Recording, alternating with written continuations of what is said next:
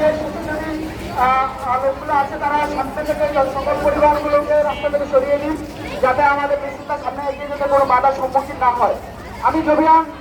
সকল শিক্ষাজীবীদের দৃষ্টি আকর্ষণ করছি, আপনারা যারা সামনে আছেন তারা সামনে থাকা পরিবহনগুলোকে রাস্তা থেকে সরিয়ে দিন, যাতে আমাদের মিছিলটা সামনে এগিয়ে যেতে কোনো বাধার সম্মুখীন না হয়।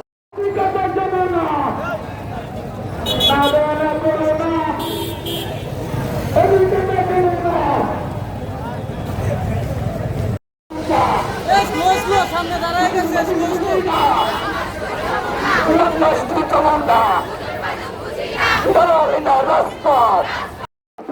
সংগ্রাম